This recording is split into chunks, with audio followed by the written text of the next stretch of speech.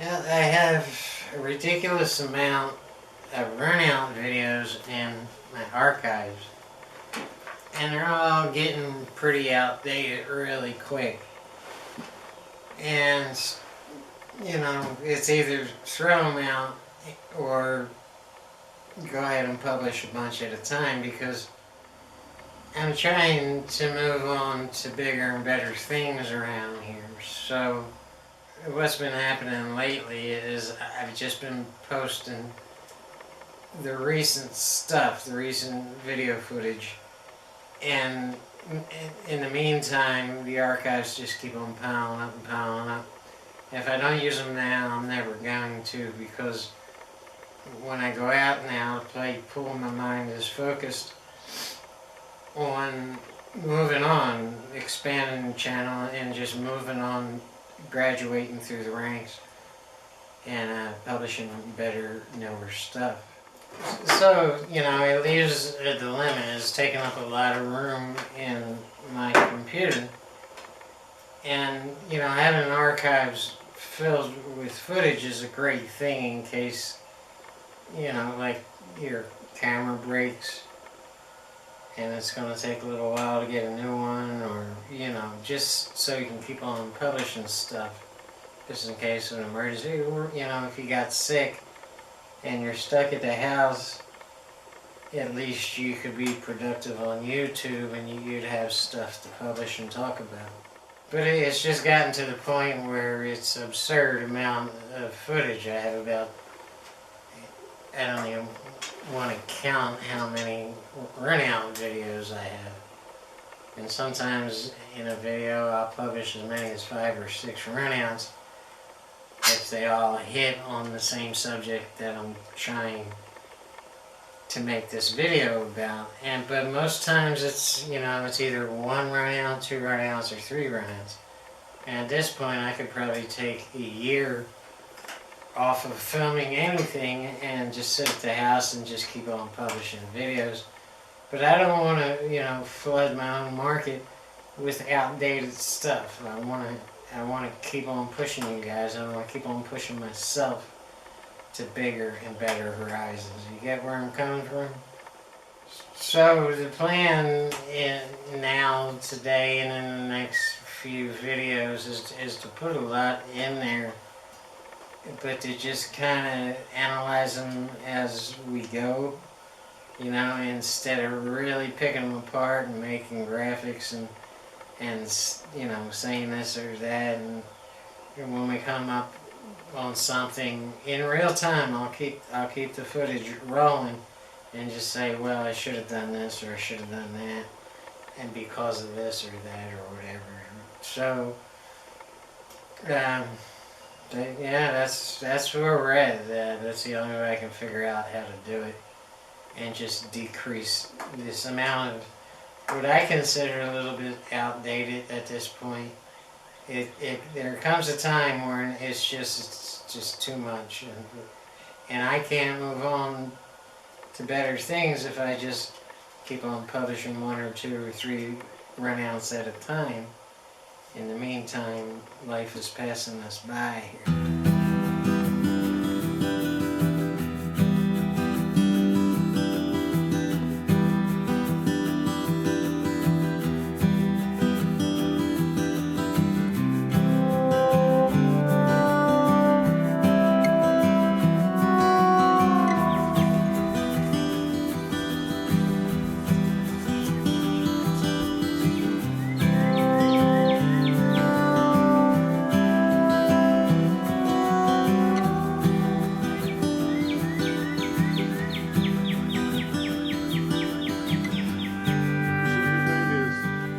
You're gonna see me playing the notorious Ray Woods 8-ball. Yeah, 8-ball. John, you've been doing okay? Yeah, as good as can be expected. I like playing Ray. We've banged heads a couple times. He's a very, very good one-pocket player. And he's been out there on the road a little bit in his younger days.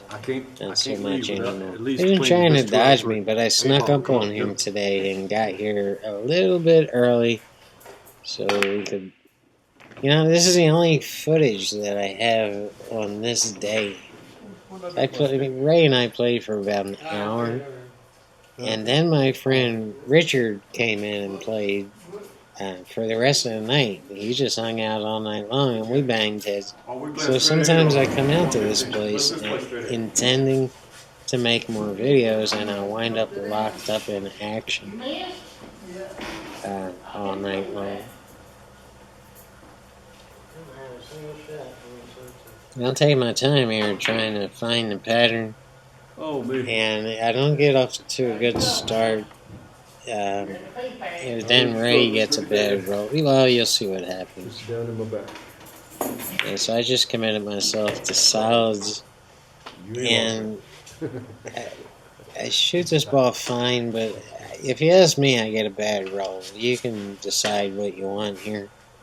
I've only really have one shot, and that's on this 5 ball, and I shot it well, but the ball jumped up in the air a little bit, and that's what kept it rolling there. And so Ray comes to the table, and he gets his own bad roll, and that's all she wrote. He never gets back up to the table, and he knows, you know, it's a rare opportunity to get a shot, and unless you know you win a game and you're breaking, that's your chance to control the game. So he takes a shot, and it's the right shot, but yeah, that's not a good roll, and that's going to be all she wrote. This is an easy run out once I pass the problem ball, which is the 7 ball. And anytime you have ball in hand, you have to take care of these problems. The rest of these balls are easy. And even this combination is easy as long as you don't do something crazy on it. Yeah. So, you know, after this, Richard comes in and we play. I don't know if I have any footage. I'm going to dig it up and see what I have here. Because this was shot a little while ago. That'd be it. Yeah. Hello.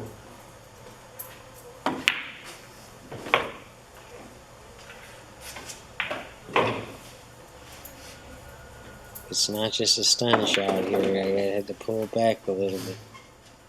I don't think I pulled it back enough, did I? Or I might have pulled it back too far. It's just a matter of finding that line on the 8 ball. And that's going to be that for that game. And like I said, we continued on for about an hour. It wasn't the best 2 out of 3 as it started. I hit a gear and he just kept on playing. Didn't go home for a while. About an hour, and then Richard comes in. Alright, after Ray quit, I went back to practicing 9 ball and making videos for you guys. But not more than 5 minutes after he goes to the ping pong room, in walks Richard. I don't know if these two guys are in cahoots or what. But Richard, too, wants to play some 8 ball. And usually he's here in the daytime, but his game has come up a notch or 2, so he's decided to play his hand with the notorious John. Yeah, they're coming at me. This is how it's been going lately. I walk in here, it's either me by myself or, one player after another coming in and playing some. Some of us lock up all night long. And Richard and I decide to play until closing. So, yeah, he's just hanging out with the big dogs.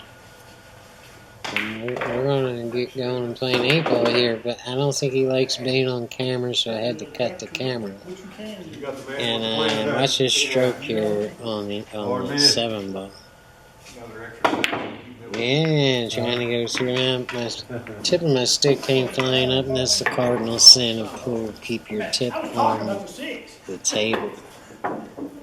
At the end of every shot, the tip of your cue should be on the table. So that was a little, that's my hustler instinct coming out. But here we go right here. And I wish I could have kept the camera rolling, but I think it makes them a little uncomfortable, so it had to go off.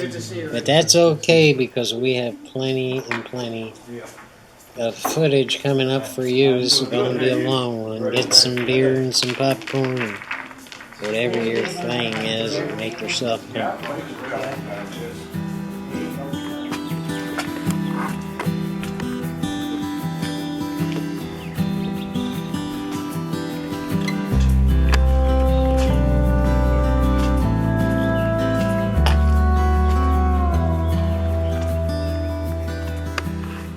Alright, let's see what we have here.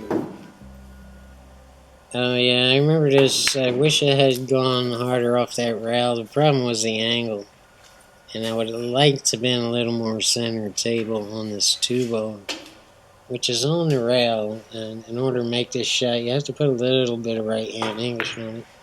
And that sends me into the 6-ball, but we're still shooting. What you can see here is the 4-ball is perfectly makeable in the side as long as you get the right English on it and don't hit it on that 3-ball shot. So this should get us back in line pretty good for the 6 to the 7. And that's the key shot here, to the 6 to the 7. Covering a lot of ground here. And I screwed up. I shot this 6-ball too full. And I didn't want to play with rattling it. So I should have shot it harder. But I didn't. And I get bad on the 7 here. This happens a lot. It's a little bit difficult to judge. I'm putting top right on it. And that dead rail that I'm pointing at did not help anything. But there's no excuse because I know this table like the back of my hand. It's got one little dead spot on that rail. So here you really have to come within, almost let the cue ball loose. We're going all the way back down table and back up. And yeah, I think it's funny. And I looked at you guys and smiled because I got a little bit of roll there. You got to spin that 8-ball shot bottom left on that to get back on the 9. But only spin those balls if you absolutely have to. So I get out of line and back in line, and that's what we do. And this is an interesting rack and a good example of how a little bit of cockiness can actually come back and haunt you. Just, I know I'm in stroke, I know I'm feeling good.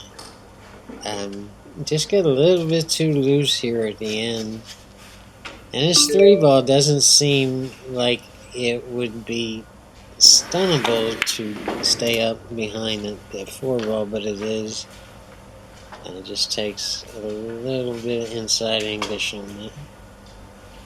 And this is taking top to just force the cue ball down on the 5-ball. Let me show you a situation here. And I believe it's 7-ball.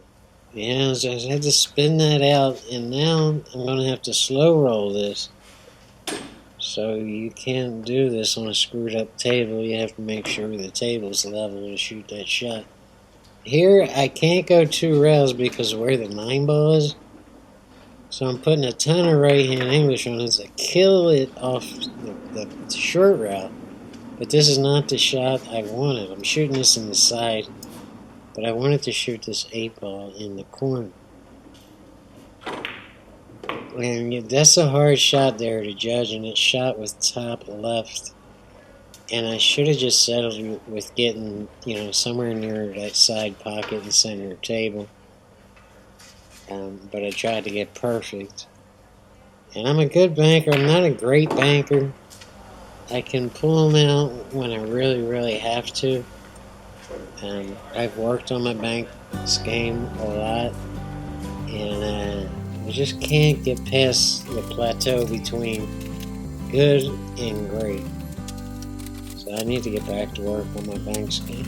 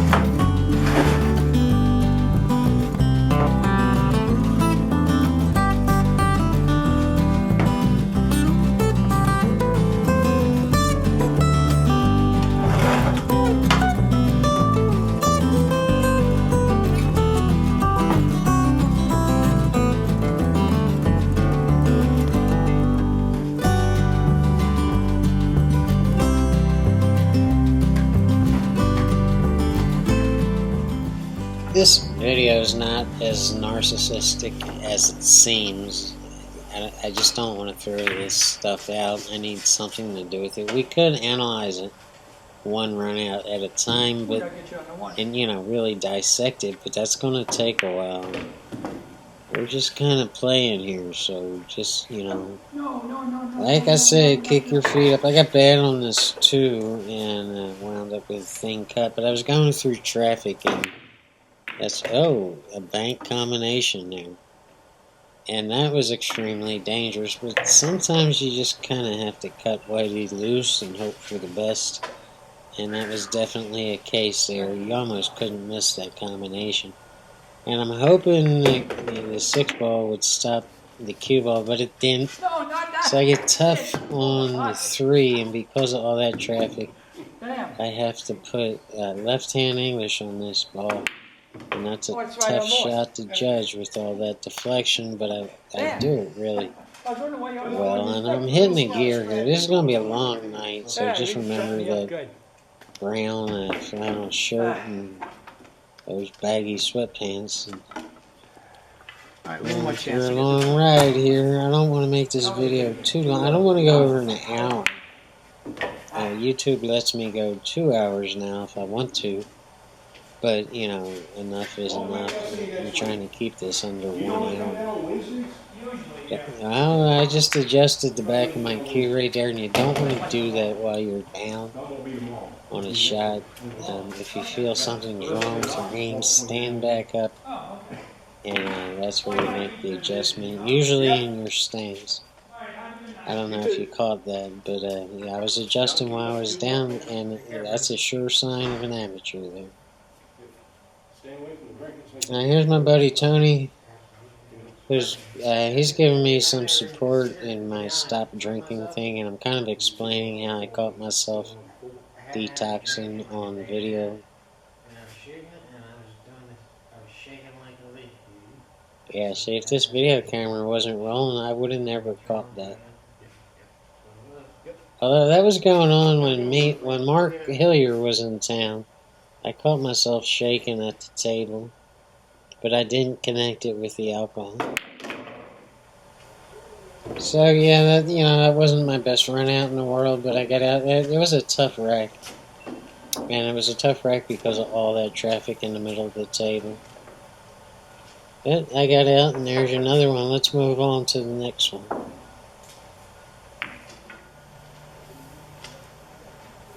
Or maybe you should just remember that Rolling Stone shirt. It kind of clashes with the brown shirt, but whatever. Drawing it back on the 2 to get to, I think I'm straight in on the 2.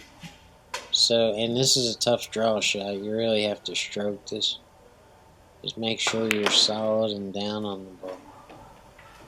And solid as can be. You have to be solid to shoot that shot. So what are we doing here? Just pulling back a little bit. Barely nudged the 7-ball, and I got really, really bad on the 4-ball. And this is an eye tester here. This is a tough cut, man. It looks like I'm going bottom left on that. Really stroked the hell out of it and gone 3 rails. And I would have liked to have gone down a little bit more on that 5-ball, because this is a tough shot too. And you have to hit the rail first with left-hand English on this.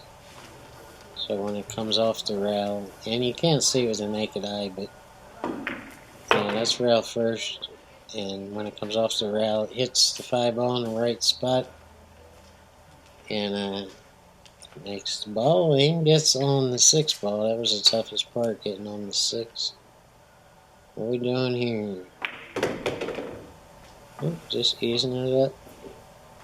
I can't go 2 rails on the right-hand side because of where the 9-ball is, so I have to go down to the bottom rail, and that was a bad stroke there. That was not a good, that was a really dreadful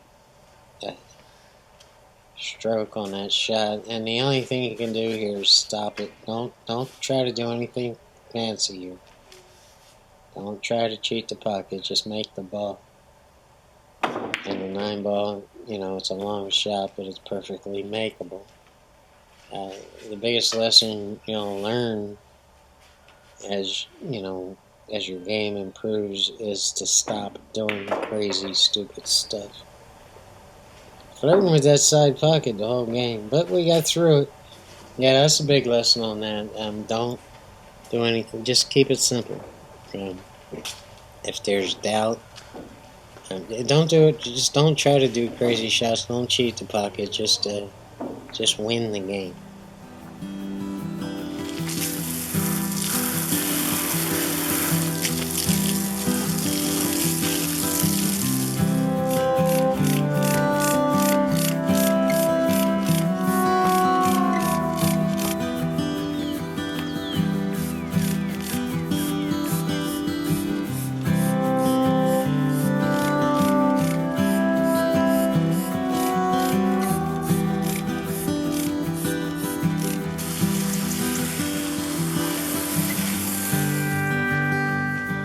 Alright, we're going to spin it to the left-hand side of the table on this 2 ball, which is down here. And you'll see I go a little bit too long here. You got to be careful. That 7 ball is a big ball, and it's easy to get behind it. And I got a little bit of a steep. I went a little too long and got a bit steep on the 2. So now I'm going to have to kill it off the rail because I want to shoot the 3 ball in the top right-hand corner back there. And that's because I want to get as straight as I can on the 4 ball. And just kind of half draw it back up table for the 5. I still need an angle on the 5. And a lot of people shoot this 4 ball shot and they pull it all the way back. And they wind up getting straight in on the 5. And it makes it really difficult to get the right shot on the 6 ball. So I want to be careful.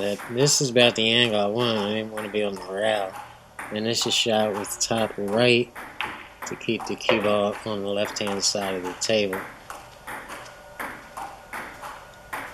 And I get a little funky on the 7 ball too. And I don't go far enough back up table, so now it's either stun this for a long shot on the 8 or go 3 rails. And you'll see me trying to find the line with both options. So if I go 3 rails, I need to find the exact line on that 8 ball straight into the bottom left-hand corner. And you'll see if you follow that back, it goes straight into the right-hand top pocket. So that makes it a little bit difficult to know where you want to be relative to that line. And you'll see I cross the line almost twice. So this will work. I'll just go to the left-hand side rail and bounce up to the other side of the 9 ball.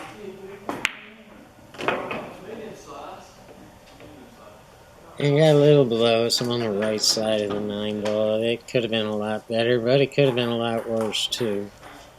This makes things a little bit difficult to shoot this 9 ball.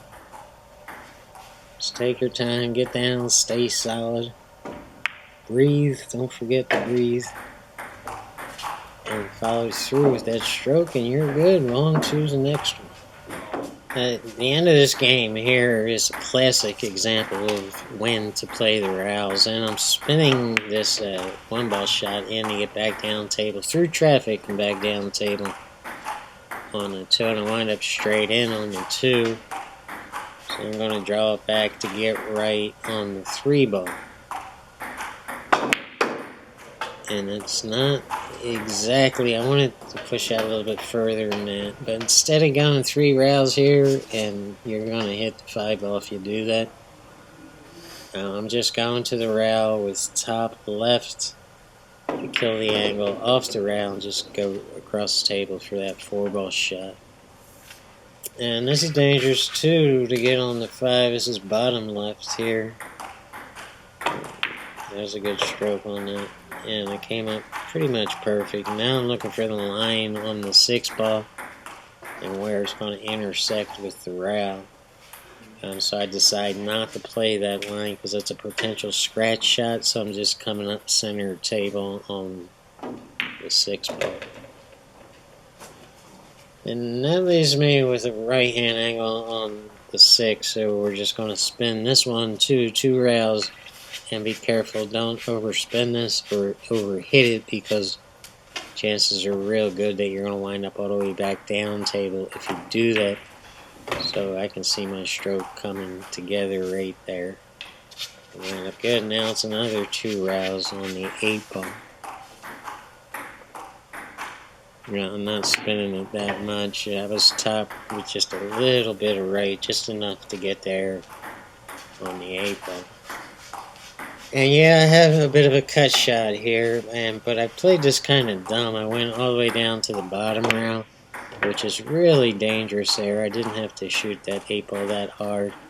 I could have just drifted up to center table on the 8 ball shot, and it would have been fine on the 9 ball. So there's no chance. I mean, there's no sense in taking these chances that I'm taking when you just don't have to. And so don't be too reckless. It's going to catch up with you one day. I'm telling myself that right now. You're reckless, John.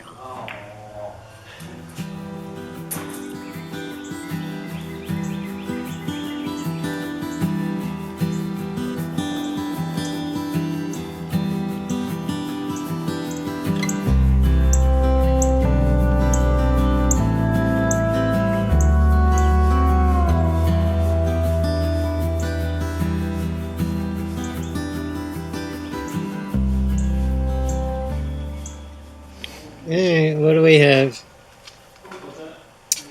Oh, I just gave you my pool player face. Yep. People have talked about that. I don't talk much about it. I've caught myself on video a couple times when it's always happens when I play really good.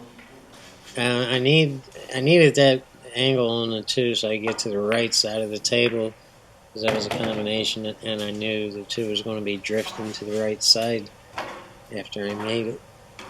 So I needed a shot on that 2 to shoot the 3 in the side pocket, but I didn't really get the right angle, and this makes it hard to get the right angle on the 4 ball. So I'm just going to roll up past it and take a little bit of a tough shot on the 4 ball, but it's not super tough. Any advanced player should make this all day long. And it just forces you to go 2 rails on the 5. And where's the 6 ball? Where's the 6 ball, y'all? I must have made it on the break. Oh, that was a combination of 2, 6. Okay. Alright, now I got it. Again, I got a little bit funky. It's no big deal. I'm just going to the bottom rail and spinning it, and I'm shooting this with top and bottom right to spin it to the right side of the table off the bottom rail. And now this should be just a stop shot. Don't try to do anything too fancy here, because you could screw it all up to try to get perfect on the 9. When there's no sense in trying to be perfect. You can make that 9 ball all day long. And it's a long shot, but it's not hard. Just pretty much pull it out a little bit off the rail, just like that. But keep it simple. Don't try to do anything crazy there. And just take the long shot on the 9 ball. It's an easy shot. A little bit of right hand English and some bottom to stun it. And you're good to go, man. Boom. The stroke is looking good. Things were going well this night, as you can tell. Alright, in this one I'm going to include the break, and this is a good example of how this channel or this playlist in this channel is going to be evolving. But I explain more about that at the end of this video, so I don't want to say too much about it now. But expect a whole lot more breaks in the coming future. I made the 1 ball, which I never want to do. I want to make that wing ball. But sometimes it happens, and when it does happen, you're usually left with a tough shot on the 2. And you might see a dead straight in bank here, but I don't see it. I'm actually cutting that ball all the way down the rail to make it, because it's natural position on the 3 ball going 2 rails. So yeah, I know you probably think I'm crazy for shooting that, but trust me, if you were lined up in back of it, you would have saw that it's not a dead straight in bank, and shooting it would have left me bad on the 3 ball. So including the break, works out for me because I'm only shooting 7 balls in this rack. I'm not shooting 9. But it still makes it harder to break. It's the toughest shot in 9 ball to perform consistently. So it is going to push me. And again, we'll talk more about that at the end of this video. What am I doing here? I'm not playing it the way I played it last time, am I? Yeah, it looks like I'm going down to the bottom of the table. That is dangerous, guys. And you see why. Now I'm left with a tough shot on the 9 ball. Just keep your composure, stay down, shoot straight, and hope you don't scratch. And there's another one. We got more coming up.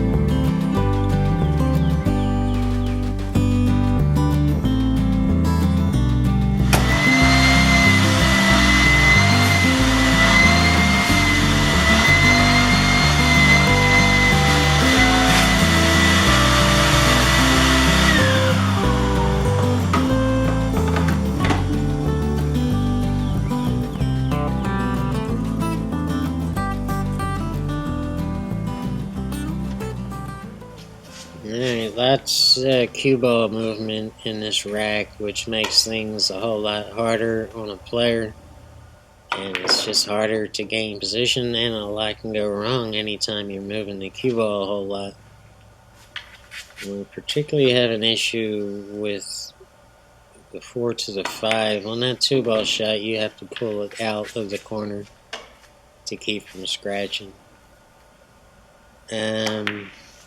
Yeah, 8 balls, or the 6 ball's in a little bit of a weird place because of the 8 ball. So we're going to see how we handle that. So it gets harder. Usually the beginning of a 9 ball rack is the hardest part, but in this particular one, it's all about ending it. And I get good on the 5, but I'm at this angle that's going to be hard to keep it to the left-hand side of the table. So I have to go all the way down and spin that ball back to try to get right on the 6. And I wind up a little bit short with a little bit of a tough cut. Got a little bit of right-hand English. I'll take care of it.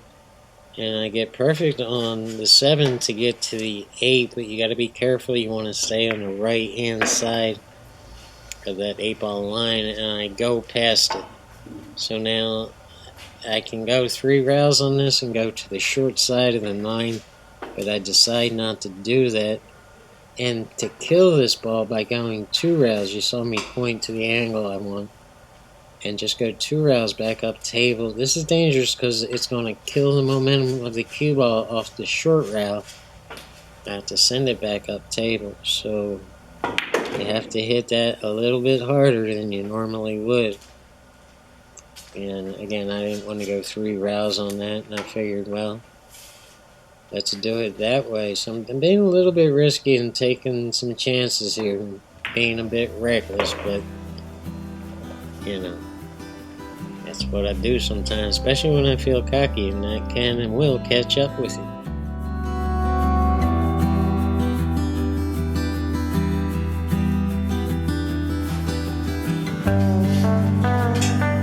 Alright, so here's the deal. Once we get past this folder and use up all these videos in that archive, we're gonna graduate. I need to graduate my game to 10 ball.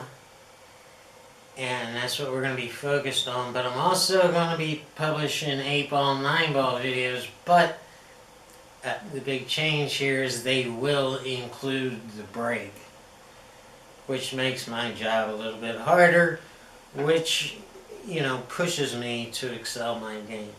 That's the plan. 8 ball, 9 ball will include the breaks, and we're moving on to 10 ball. Now, 1 extra ball does make things a whole lot harder on a pool player. So, and again, that's once we get through these archives, which is going to take another few videos, long videos like this one. So that's where we are.